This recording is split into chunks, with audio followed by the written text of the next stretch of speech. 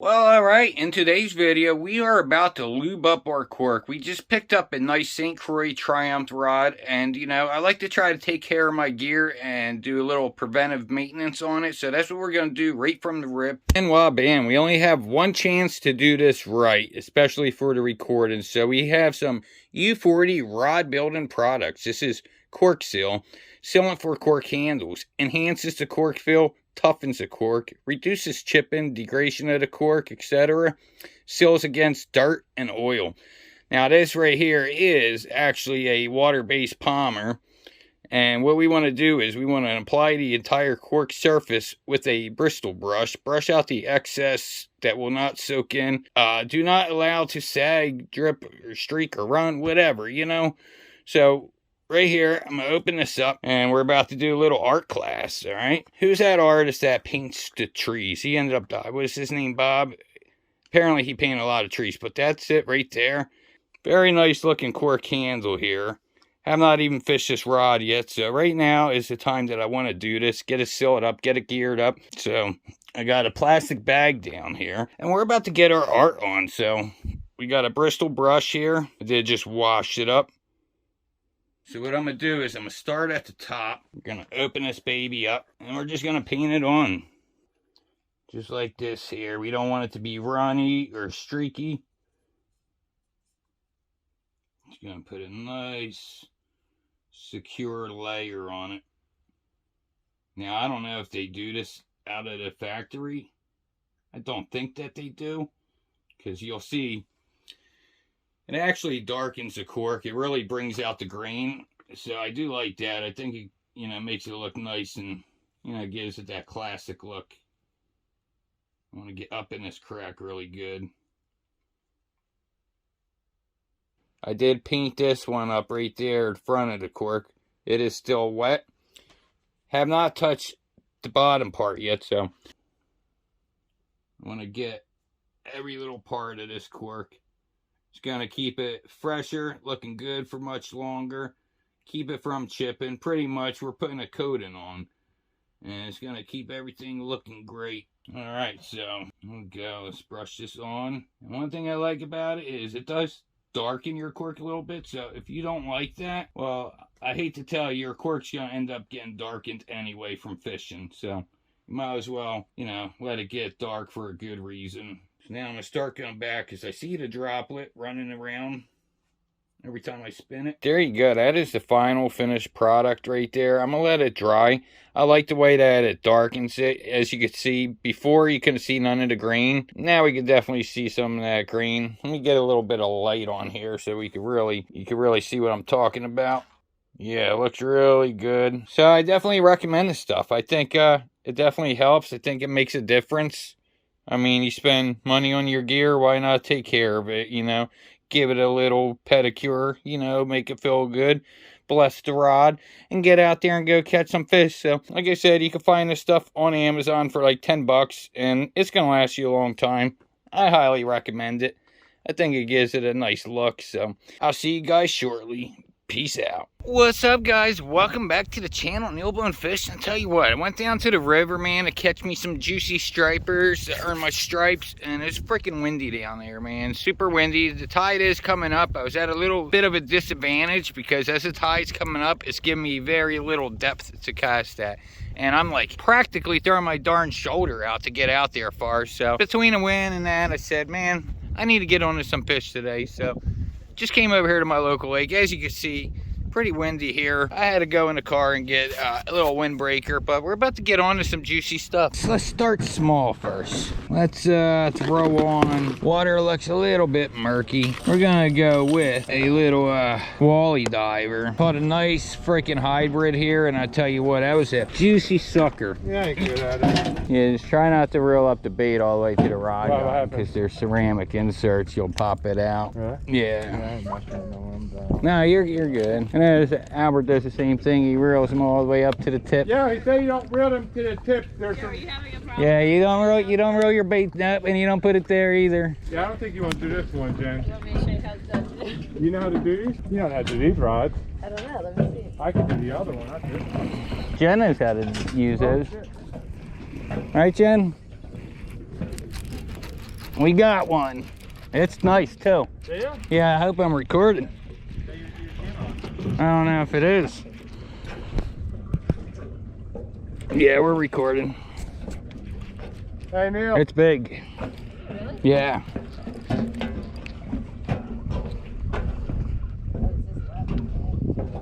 Coming out. Hold on, Jen. Don't cast just yet.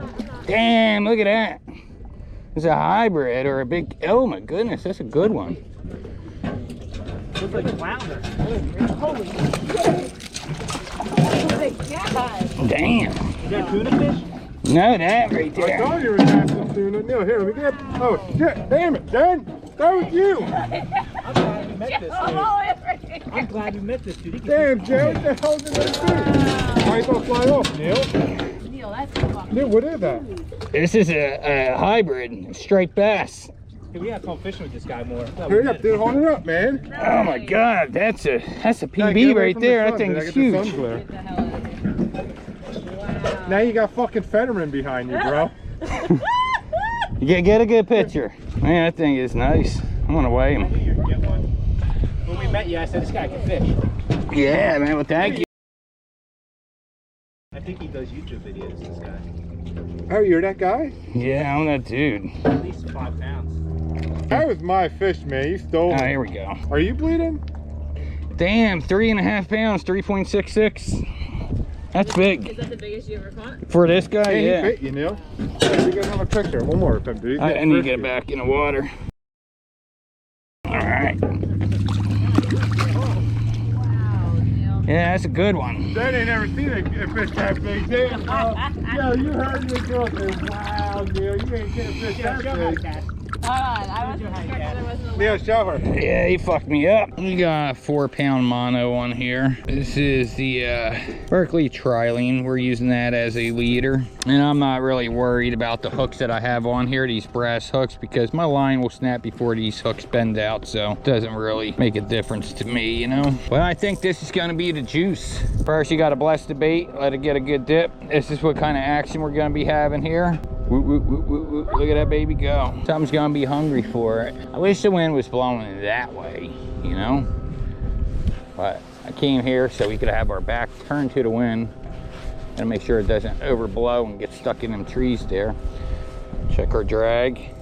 There we go, we got 10-pound braid to a 4-pound leader, and we're just gonna see what's hitting. Ooh, that felt funny. The good thing too about brass hooks is, you know, I mean, chances are my line's gonna snap before I bend them out, but you know, you won't really lose your lure if you have thick enough line, because you will just bend the hooks out. I mean, the brass hooks get a bad rep, but they're not really, to me, in my opinion, they're not as bad as, you know, as they're made out to be. Yeah, put this rod to the test.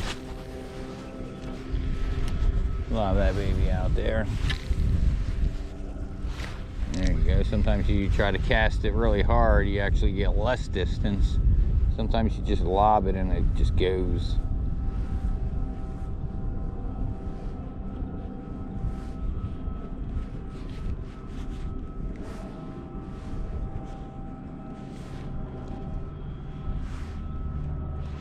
There we go. We got something. Oh my goodness, that is huge, guys. That is huge. For 4-pound line, oh my goodness.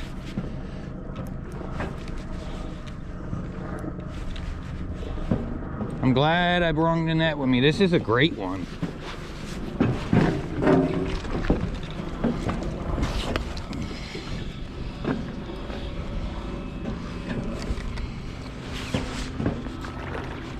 Don't spit it.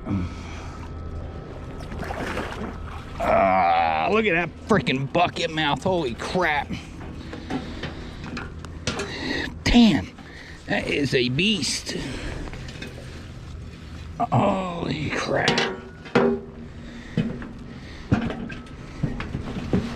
That is a beast right there.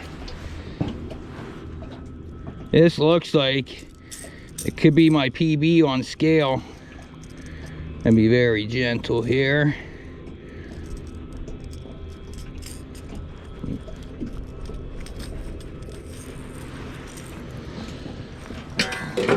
Look at that freaking thing.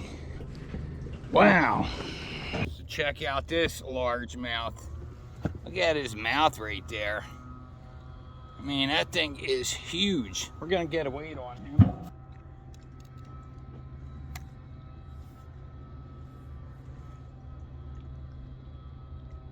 Heck yeah, 5.12. 5.12, that is my personal best right here, guys. Freaking, that's what I'm talking about. Ah, yeah. We're gonna get this dude in the water. 5 pounds, man.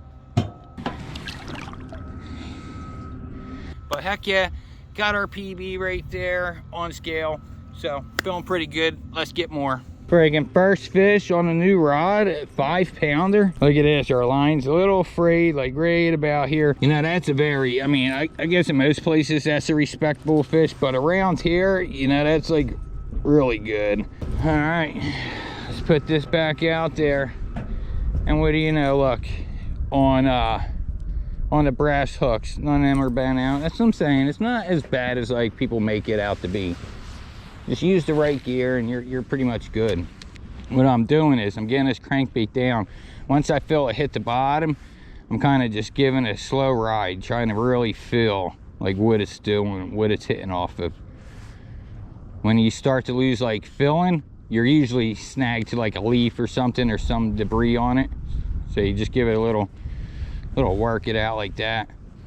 I'll tell you what, that big mama right there, man, she has some big juicy luscious lips. Did you guys see the freaking thing? That thing was looking great. Looked like a grouper. I could have put some lipstick on that fish and would have had a very nice looking lips. The CC shad is not the cleanest casting lure, you know, it does get a little wonky, but it has a good action to it. Tell you what, that fish didn't put up a very great fight though, I'll tell you that. I've had better fights with smaller fish, but it stayed consistent. It was just, you know, a brute force, that's all.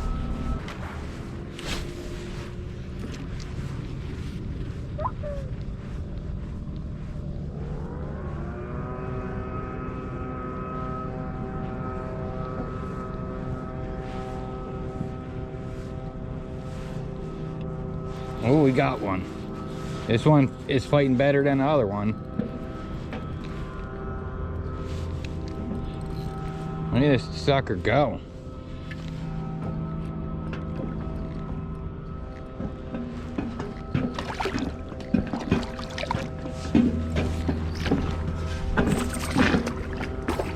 Oh yeah, look at that. Put up a better fight than that 5 pounder. Look at that little dude. Gotta wait for fun. I think he's about 2 pounds. Yeah, 2 pounds. Not bad, bud. Check you out, pretty pale. Been out there in that deeper water. You need to get some sun, buddy. All right. Peace out. Not bad, man. So far, it's turning out to be a great freaking day on the YouTube channel. Let's keep it going. Keep it cruising. Keep it moving. Look at that. You like that little move? I did that on purpose. I heard that tree over there talking a little bit of smack. Had to put him in his place. Do it again. What? That's what I thought. So I'm very familiar with these baits. These are good. The wally divers are good. You know, at the river, I used to fish just a lot of this stuff because you snag up quite a bit at the river, especially fishing from the bank. So, you know, you lose one of these lures, it doesn't break the bank. So I'm very familiar when it comes to cheap lures. Fished a lot of them. I do have some nicer stuff, but they're just because they're inexpensive doesn't mean that they suck, you know. As you can see, this sucker's coming through today. The CC shad, man, you don't want to, you know, overpower with thick line. It's a very light lure or something. You're gonna want to fish on a spinning set up here. I mean, the bill on them, they're not all that strong, but if you're, you know, fishing it right, you should be pretty good. Nothing should go wrong. I like the feel of this rod. It feels really good. I like the medium late action. With treble hooks, it's gonna keep them pinned. You know, they can't really throw it. If it was a stiff rod, it's gonna go doink doink. It's gonna, you know, with a stiff rod, this is what it does. You know, it has that like doink. Now with a bendy rod, it kind of just absorbs it. I see you, mama, over there, shaking that bass, shaking that bass. All right, what we're gonna do is we're gonna get in the car and go over to the other side. I think I kind of burned this spot out. Get the good old grubs out. All right, we want to make sure our hook is up away from the grub tail. If you put it this way, the tail is going to get stuck to your hook every time. Here we go. We got a nice rigged up grub. So here's the deal. We came over to this other side here. The bite really died down over there. And that's a common mistake a lot of fishermen make, you know. They have pretty good success at a spot, and then they continue to stay there, and the bite died down. So you kind of want to move. Sometimes you got to tell yourself to move. Yeah, look at that. That's going to get the job done right there. All right, so we were over there. We came over to this side. The bite died down over there, so it was time to change spots. Came over here. We threw the crank around a little bit. Had no luck. And then I thought to myself, you know, I did bring that because I did want to try to catch some crappie and perch. So that's what we're going to try to do now. We got a little grub up on here. Oh, man.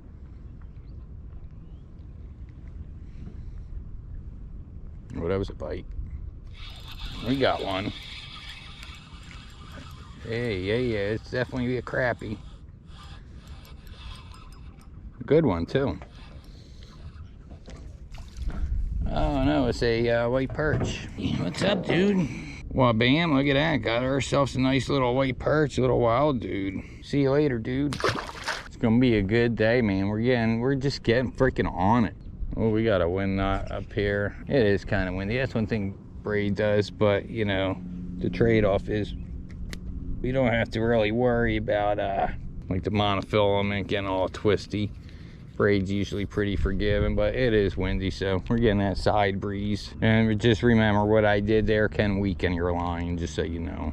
I don't want you to see me doing it thinking, you know, it's the thing to do, but I'm confident it didn't really damage it, but it can. Sometimes you do that and it just breaks right there.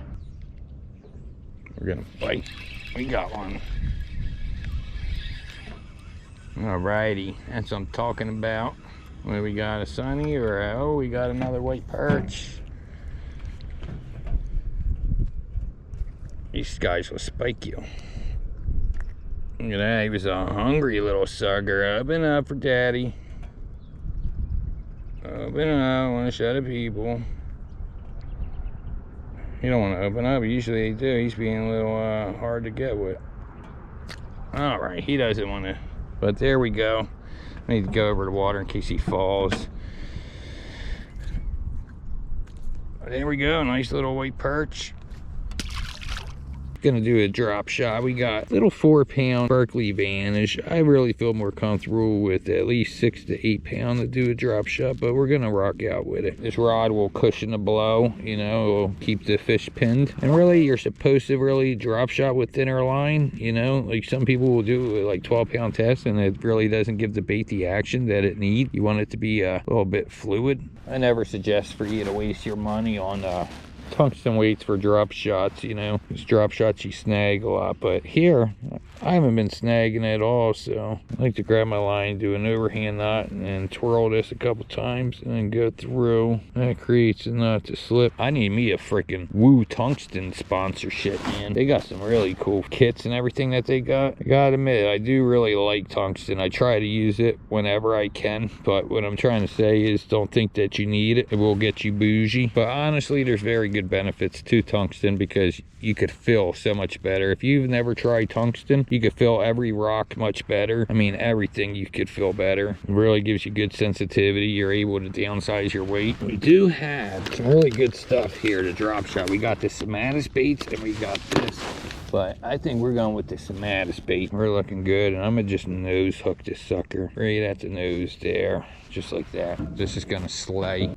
Feels good. This rod has pretty good sensitivity, you know. I'm not fishing anything on it to overkill it, but it feels really good. Funny enough, it kind of reminds me. Oh, we got one. Kind of reminds me of my Berkley Cherrywood HD.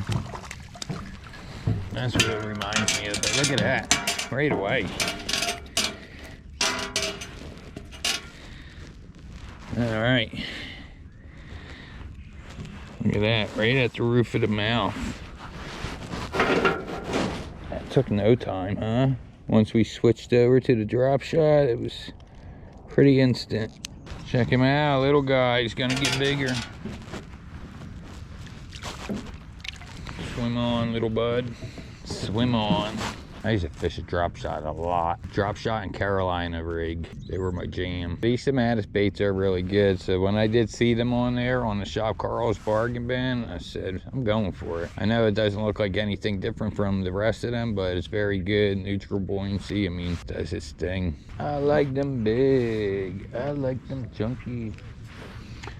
Look at that bug just buzzing across the water like that. Man, that thing is cruising. Shake it along. Once the bite gets a little tough, you throw a drop shot out there, it's game over. I do want to throw on that 13 fishing vertigo minnow. Because the way I'm shaking it does have that little tail. Tell you what, I could freaking sit there and de-ride 13 fishing's baits. They are freaking good. If you felt this plastic in hand, you'd be like, man, it's like, look at it. So soft, so nice. All right, here we go. This is gonna get crushed. This kind of looks like a leech. It looks like a bait fish. Looks like a whole bunch of stuff. Look at that tail. That thing looks amazing. What I'm doing with this, since it has a paddle tail on it, I'm just lifting the rod up and letting that pendulum forward toward me, and that's enough to get the tail to wag. Tell you what, this is turned out to be a fun day, man. Super hungry though, so my energy level is pretty depleted. There we go. That's a good one. That's a really good one. My goodness.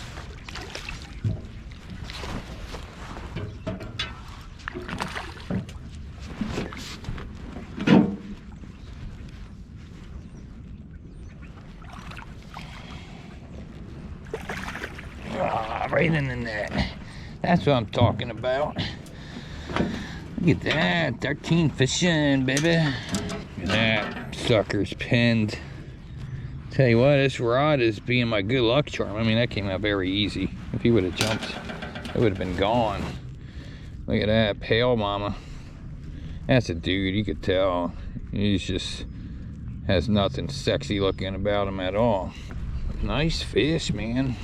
Well, bam, I tell you what, it's really turned out to be a good freaking day for NeilBone, man. I'm so glad I had this Monday off. Check out this bad mammer jammer. Look at him. Look at his eye. Tell him to his face you don't love him. You'd be lying. Let's get him back in the water.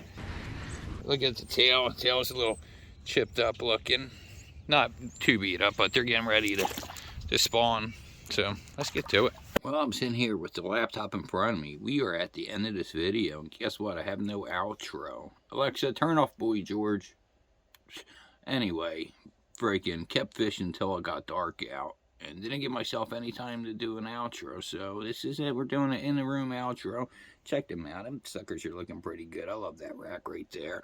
But yeah, with the new rod that we got, it is a St. Croix Triumph. We caught some pretty nice fish on it. I really enjoyed fishing. It was a lot of fun fishing. It handled the fish very well. Did meet a subscriber at Dick's Sporting Goods, Craig, for the second time I ran into him, and he actually picked up the same rod too. So that is, Craig, that's everything that rod could do. Plus more, we're going to figure it out. But anyway, you got a good rod on your hands there, man. And I hope you guys enjoyed it. I gotta be kind of quiet. The girl is sleeping behind me here, and I'm up with the lights on, being just rude, crude, and anyway, until next time, peace out.